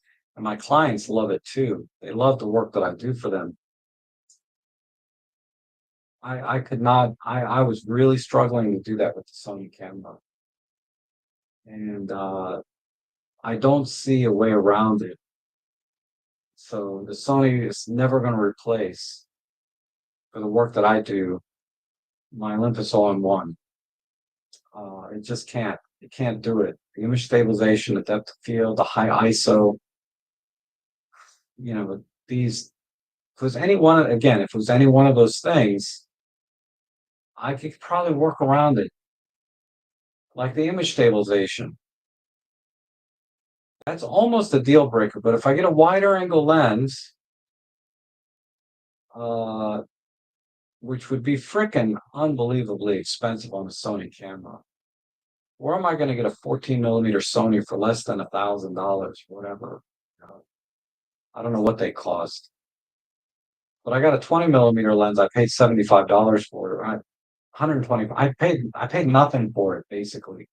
A brand new Tamron 20 mm because I got a deal. I think I talked about that last week. But yeah, so the Sony, I might be able to get around the image stabilization. I might be able to get around the depth of field, maybe. And the other thing was the noise, right? I could even almost get around that. But yeah, it's a lot of extra work, unnecessary work for me when I can use the All-in-One. I don't have to deal with the noise. I don't have to deal with the depth of field. And I definitely don't have to deal with the image stabilization. So yeah, if I was a Sony shooter, I'd be having one of those videos right now. Goodbye, Sony. Hello, OM Systems, right? But I don't have to because I started with OM Systems. It's definitely goodbye, Sony, when it comes to these photo jobs that I do. I'm not going to use that camera anymore because even the photos, right? The photos I was struggling with because it's giving me freaking 60 megapixel images. Oh, that's just too much for the job that I'm doing. I need 20 megapixels is way more than enough because I end up cropping or dicing them down to 2 megapixels. That's what I deliver to my clients. Generally, I deliver 2 megapixel images. If it's a little bit higher end, I might deliver a 6 megapixel image, which is too much, honestly. But yeah, it's definitely definitely the Sony is was a big problem for me in post processing. Thankfully, with a lot of freaking work and just yeah.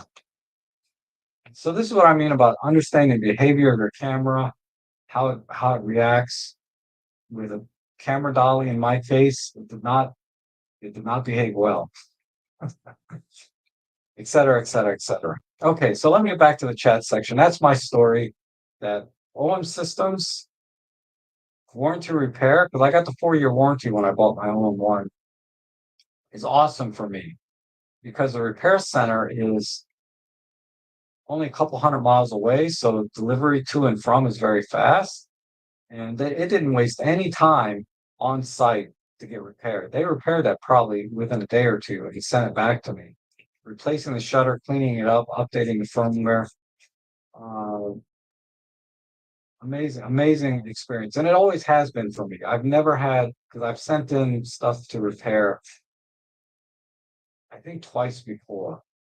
Once for my Pen app, once for my EM5 Mark III, and now for my OM1. And they fixed everything and did more than I expected this time. They've always done more. Uh, and the turnaround has always been literally 7 days, maybe 10, but door to door, I got it back very quickly. Uh, and I have a much, much higher appreciation for the image stabilization that we get in home system cameras.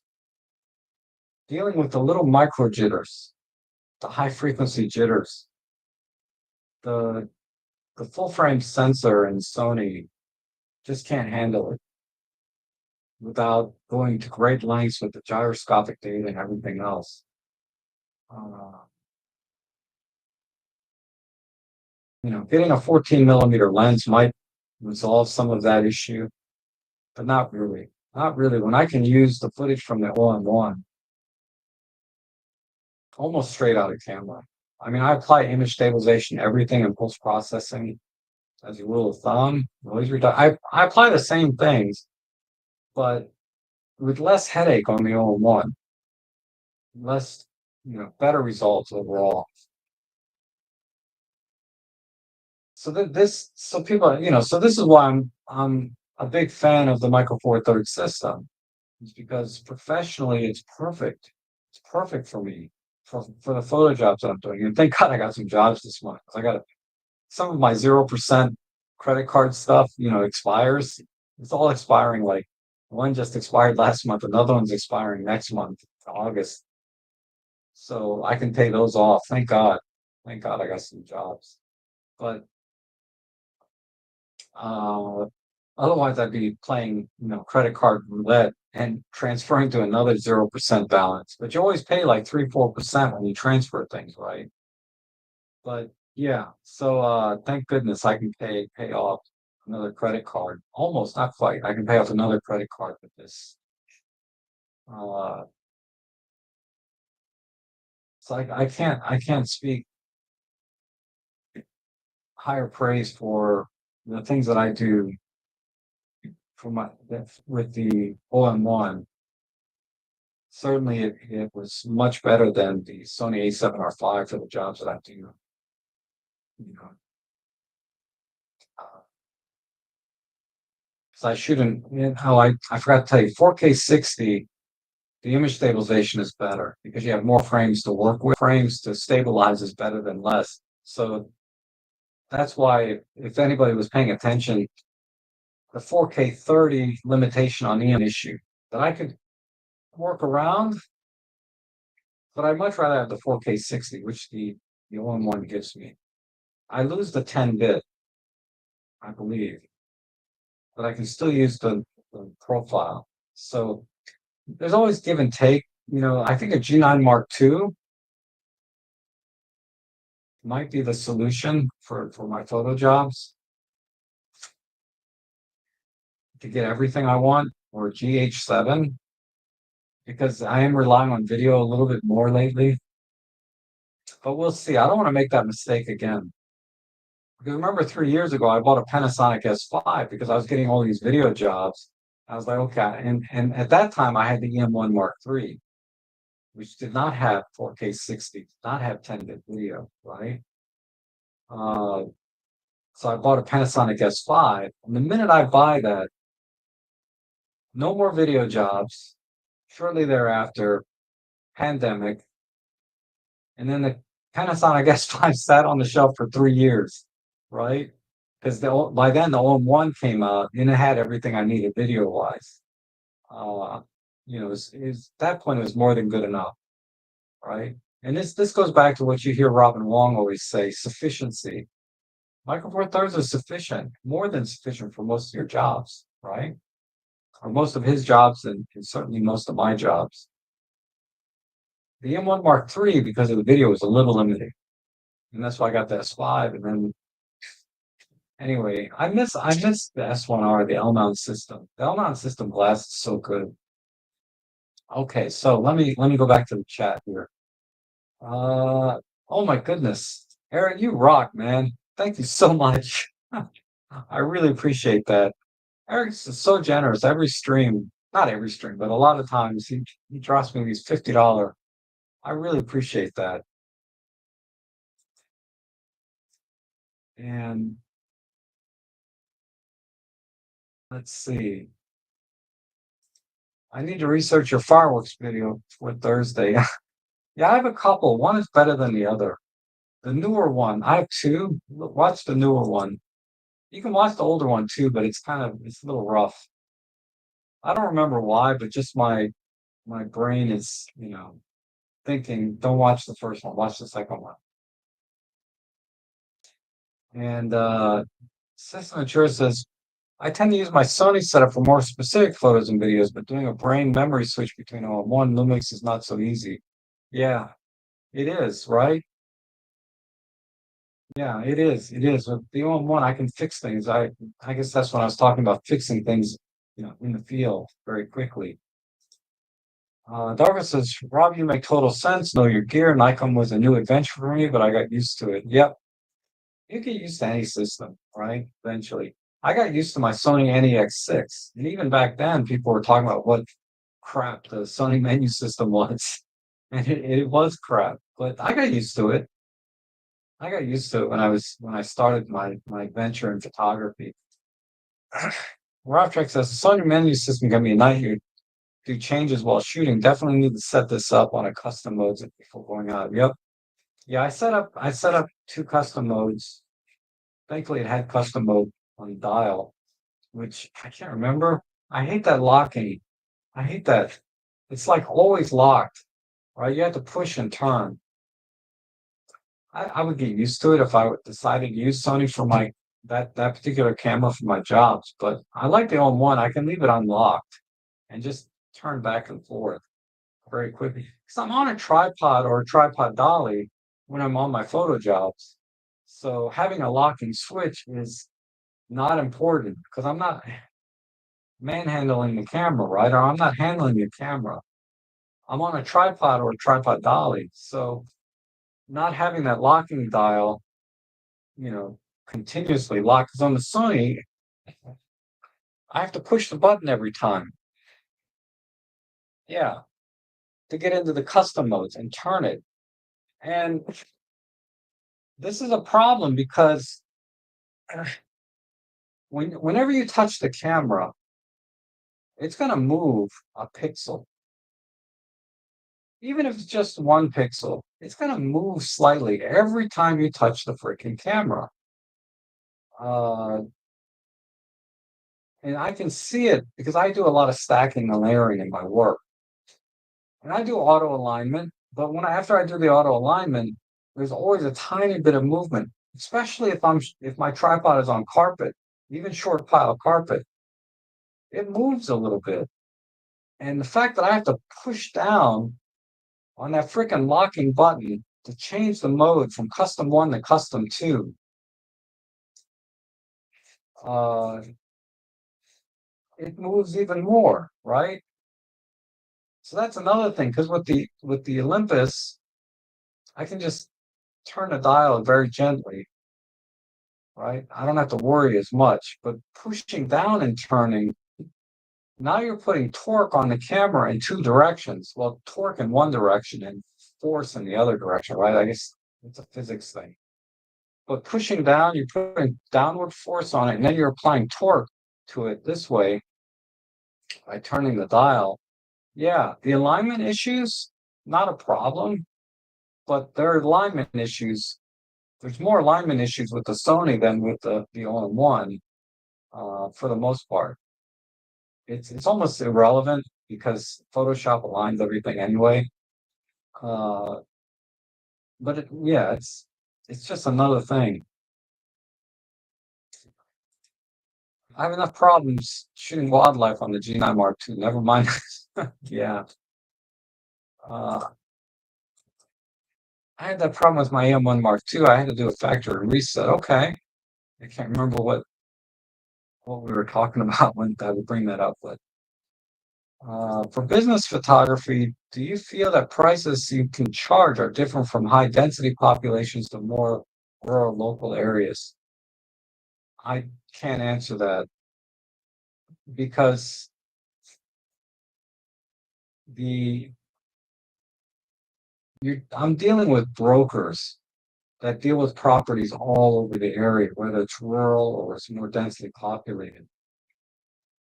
Uh, Sometimes the property is hundreds of miles away, right? A day trip. So I charge the broker because, and the broker is usually in a highly densely populated area. I charge the broker what I think is right. And they're very sensitive to prices, man. I raised my price on this one broker and I told them I'm going to charge more. I don't know how much more I'm going to charge on this job, but I'm going to charge more. Um,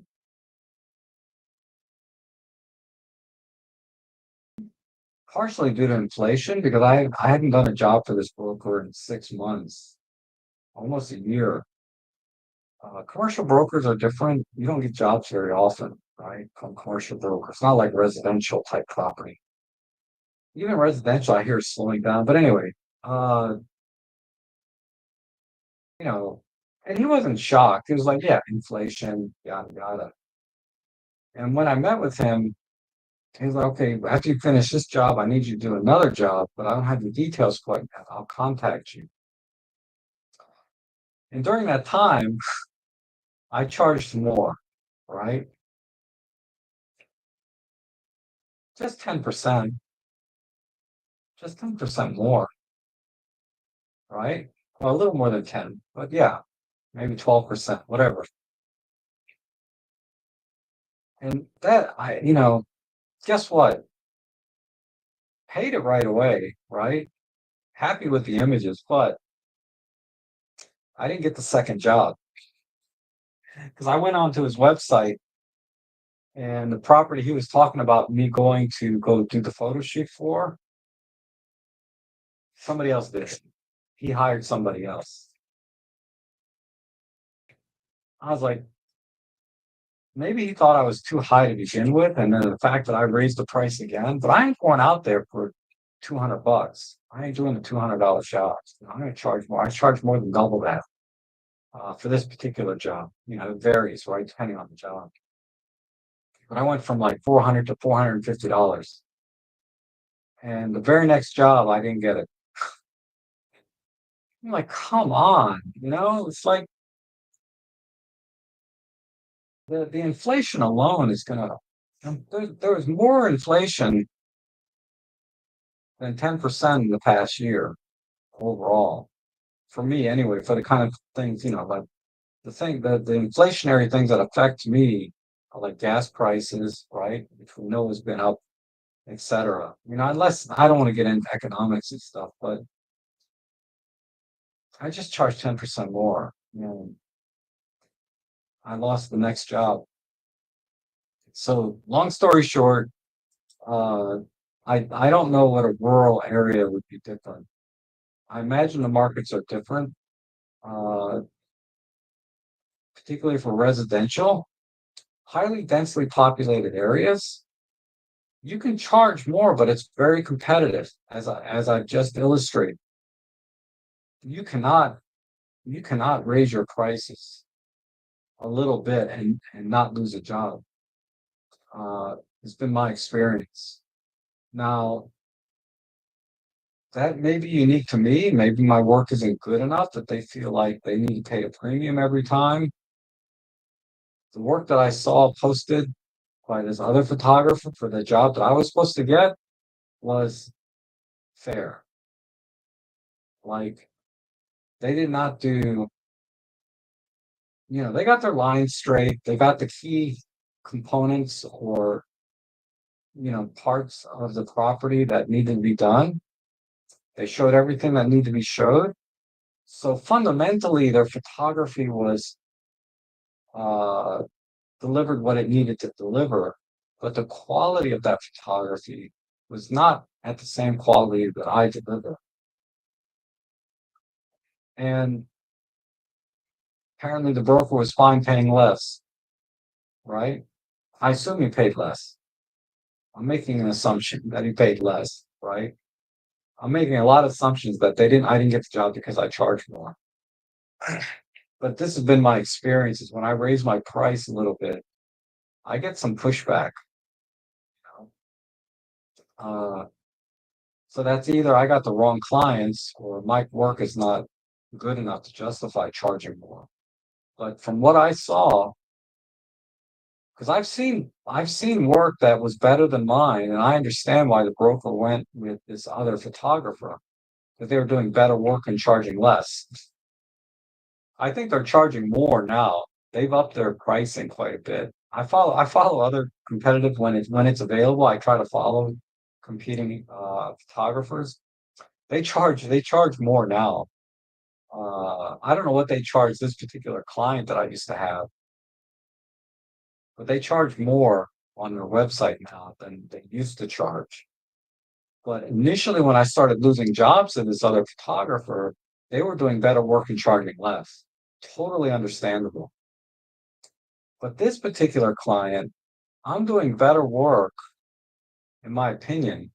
But is it worth it to that client? Maybe I have the wrong client that doesn't need a higher quality work, right? Like like I deliver, and they're willing to get lesser quality and pay less. Ah, so it's two sides to that story, right? Maybe I have the wrong client. Maybe my work isn't good enough. Could be one of those two things. Rarely it's both, right? But okay.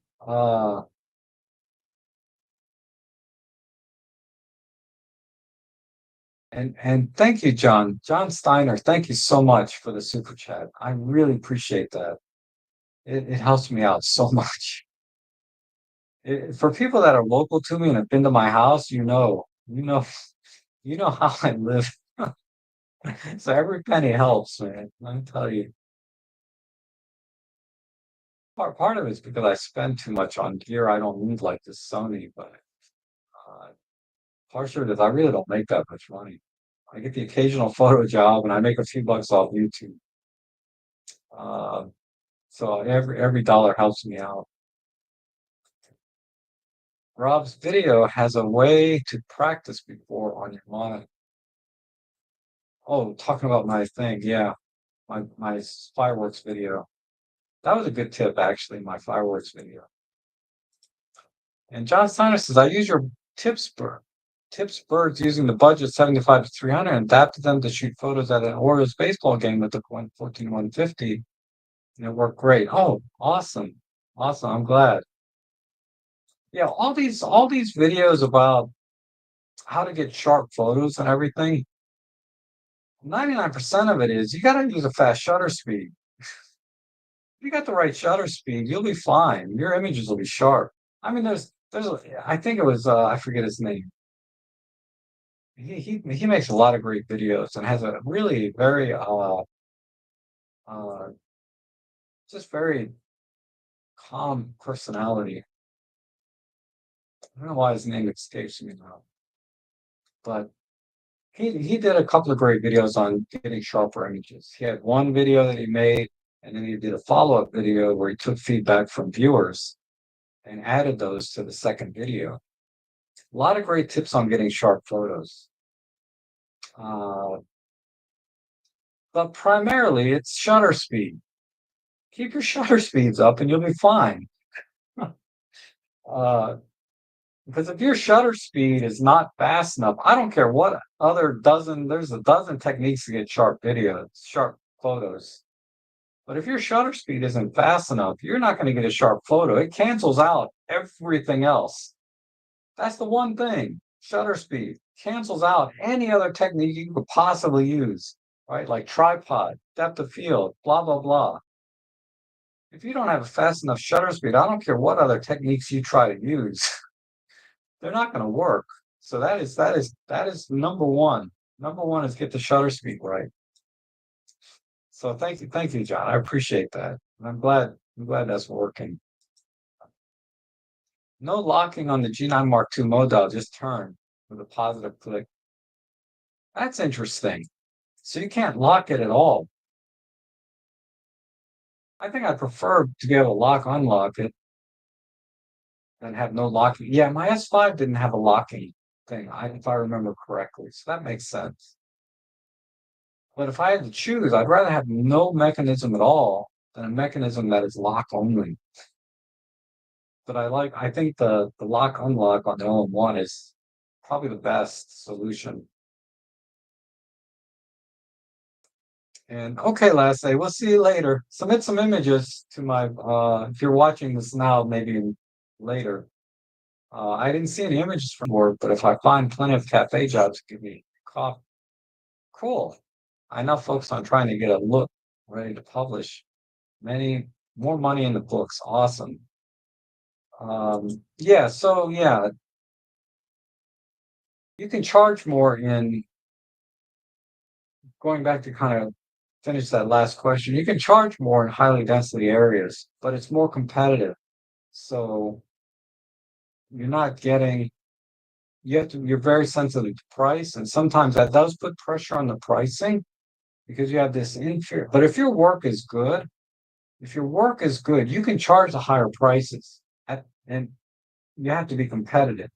But if you have two photographers with very good work, you have to be competitive, but you can still charge. You can charge more in highly densely populated areas.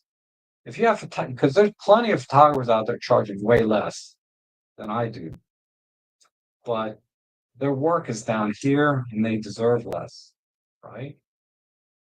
I'm happy they get work. And if the broker or whoever their client is happy with their work at the price that they're charging, in the more rural areas, I believe you have to charge less because there's going to be less volume, less demand. If there's less demand for your work, uh, you're probably going to have to charge less. It's not like you have to, but I think ultimately the market is going to drive the prices down because it's going to be less demand. So, but I don't have experience in rural areas, and the broker might not even be in that area, right? The broker might be in, right, and local brokers. In that sense, I have seen charts. Nathan Cool has a video about that. Where yeah, you do make a little bit less money per job in residential real estate in less populated areas than you do. It's not like a lot less, it's a little bit less. It's all about, it's all give and take. Um, Glad I do not do photography and videography for paid jobs. Sounds like a nightmare. I will stay an enthusiastic amateur, yes. And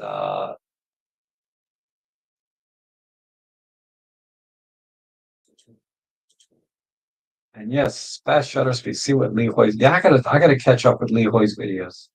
He's been cranking out some lately that look really good. And Zoltan, how are you, buddy? Good to see you. See, this is what I see when I look at the chat. Uh, I don't see the actual emotion, the icons. I see it over here, like down there. It shows up, but this whole chat window on the on I guess you're right.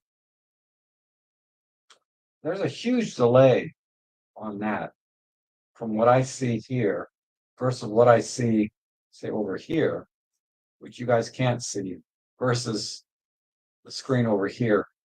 So anyhow,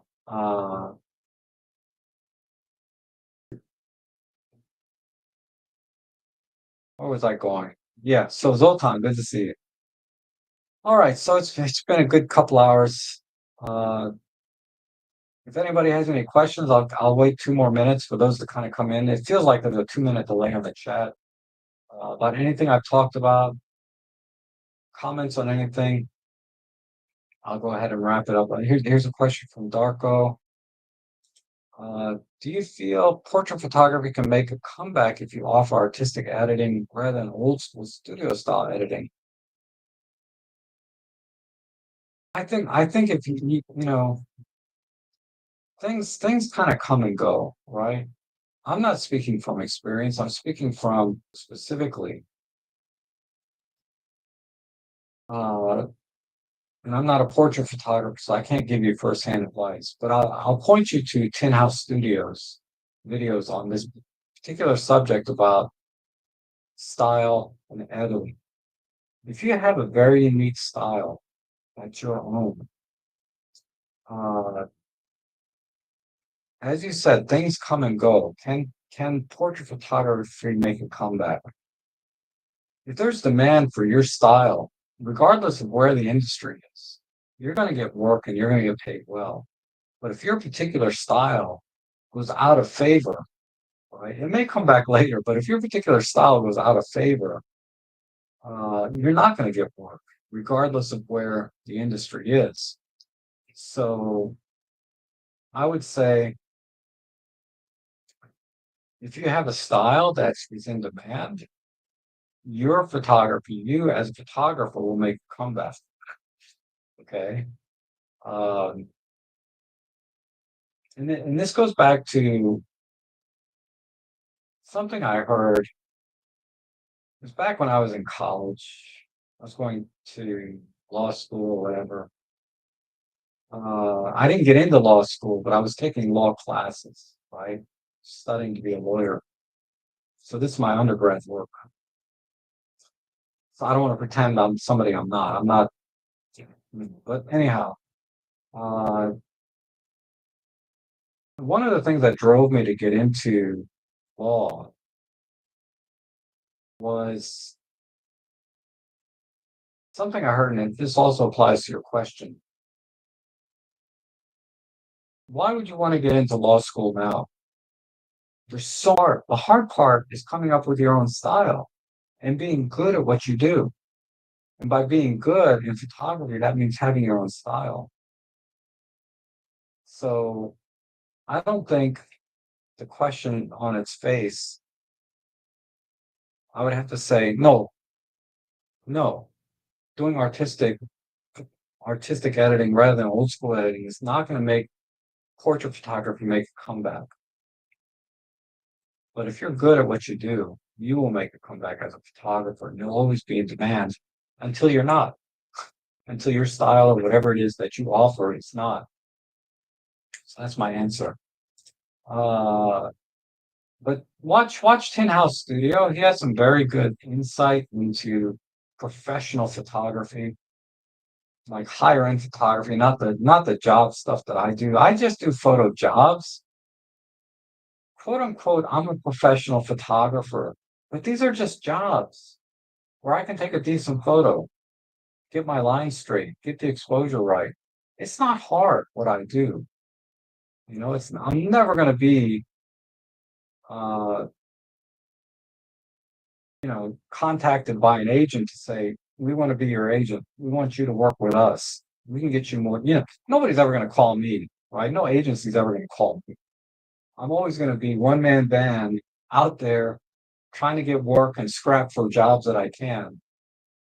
And yeah, there's marketing and all the business stuff that I could be doing.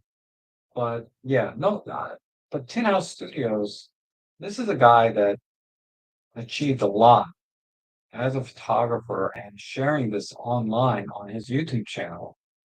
I assume he's being honest and, and truthful, but he has a great channel. If you're interested in just getting a feel for actual professional photography, not me, stuff that I do. I like I this might be a British term, but I'm just a jobber. You know, I take a job when I can. I do good work, but I'm not high-end professional.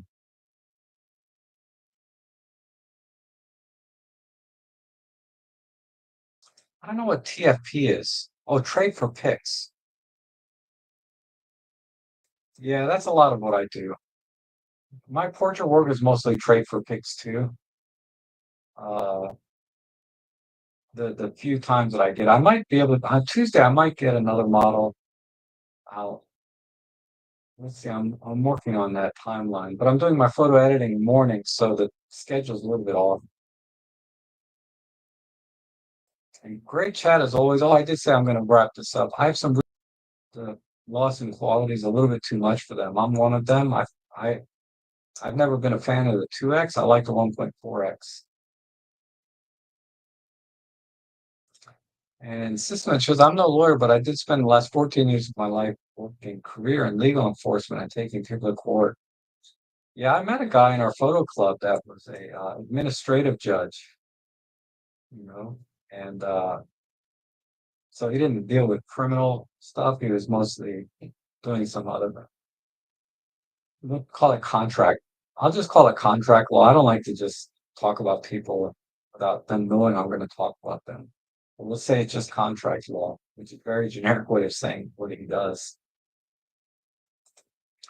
Rob, you should go to Kuala Lumpur for vacation and meet the other great Robin Wong for an episode of Photo Walk Shadow Therapy with an exotic overseas man. Yeah, I'd love to do that. I've been to Malaysia before. Um, Back when I used to make money, I couldn't afford it now. Just like Robin Long, I think he says the same thing. You can't really afford to just come out here on a whim. And I don't even have a passport. My mind is changing on that though. I might get a passport. For many, many years, the last since I think 1999 was the last time I was on a plane and been out of the country. So it's been 25 years. And for those 25 years, I was fine. I am not traveling again. I hated it. Kuala Lumpur was lovely. You know, I went to the Eastern countries, Singapore, uh, Hong Kong. Really great experiences when I was there. But it's the traveling in between. Oh my God. This is what I mean about deal breakers. That was a deal breaker. Getting on a plane for 20 effing hours and and the jet lag and getting used to the water. I'll just leave it at that. You know, any one of those things I might be able to deal with, but you pile on the travel time, the airports, and this is before 9/11, when we had airport security and all this other BS and the fees that they charge now. I traveled the world for like $1,000 back then. But anyway, too many deal breakers in travel right now, right? Between security, uh,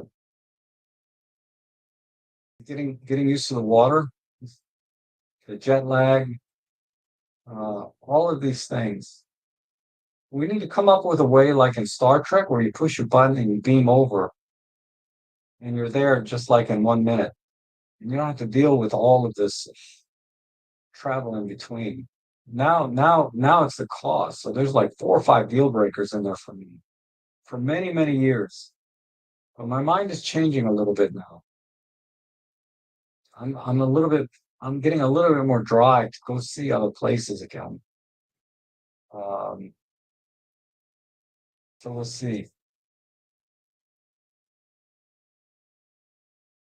Yeah, System Natura has an open invitation, which I really appreciate. I should at least get a passport. They're good for 10 years, and I'll be like 68 when it expires. So that's enough, right? I could be done traveling by the time I'm 68.